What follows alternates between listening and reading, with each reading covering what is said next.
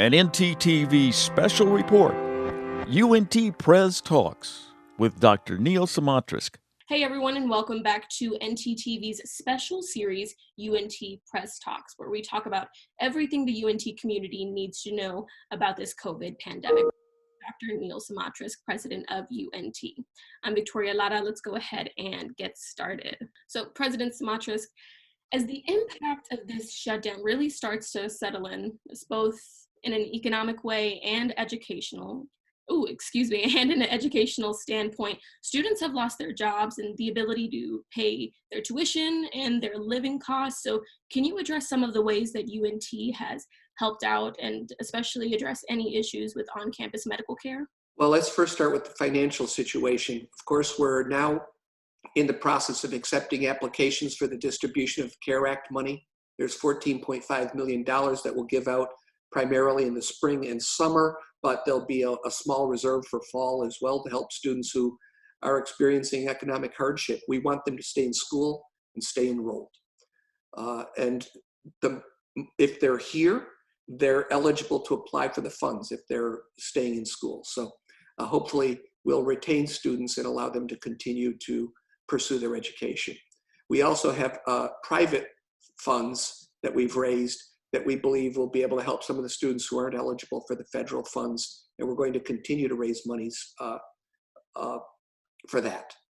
As far as campus medical care goes, our health clinic is still open.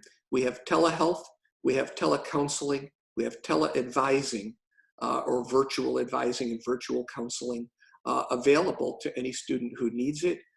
You can find out by going to our website where we have all of our information, UNT, I believe it's UNT Health, I forget the website address off the top of my head right now.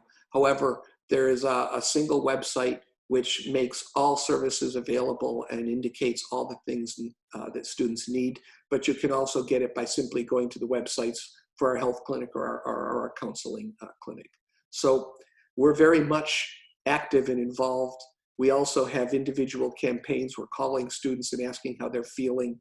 We've contacted a large number of students as this shelter-in-place crisis has gone on, because many people are feeling isolated, and we're concerned about that. We want them to be connected and have a healthy outlet to express their concerns and to still socialize. Excellent. So as the state government continues to ease some of the restrictions, specifically around businesses, beginning to reopen different parts of the economy, so how will that impact UNT, and where do we stand with the future semesters this year, both summer and fall? Well, we're going to contemplate a phased-in reopening.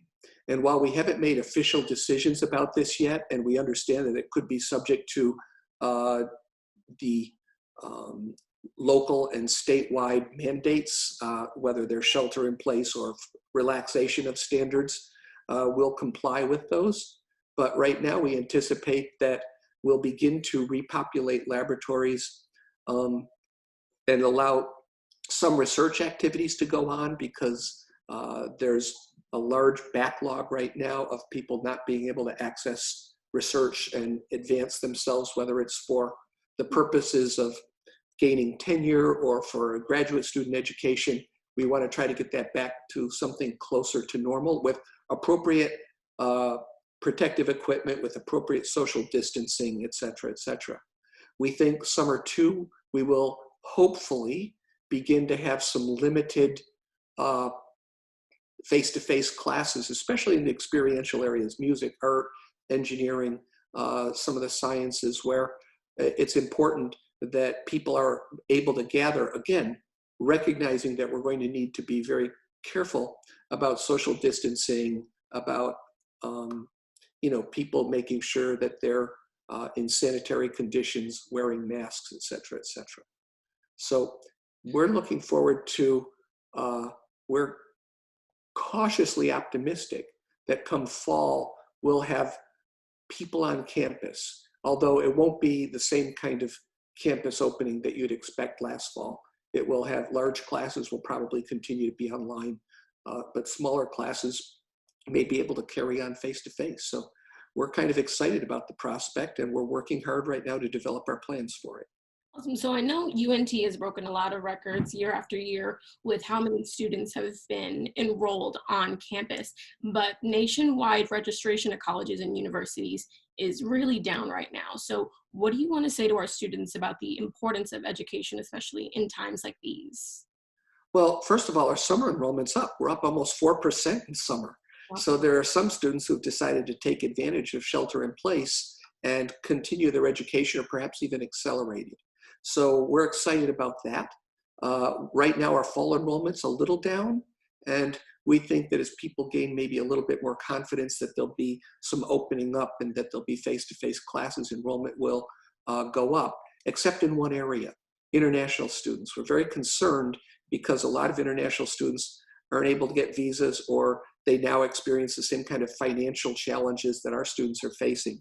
So we believe that we'll have a downfall in our international population. That's a shame, but it's maybe an inevitable consequence of what this pandemic has done on a global level. All right. Well, now I believe you have a town hall coming up, a virtual town hall this Monday, correct, at 3? Yes. Excellent. So thank you very much for taking the time to speak with me again today. It's always a pleasure. President Smatresk will host a town hall, a virtual town hall this coming Monday from 3 to 4:30. You can keep updated on where you can listen in here on North Texas Television. You can join us again next week on UNTPrez Talks. Thank you. Thank you. You've been watching an NTTV special report, UNTPrez Talks, with Dr. Neal Smatresk.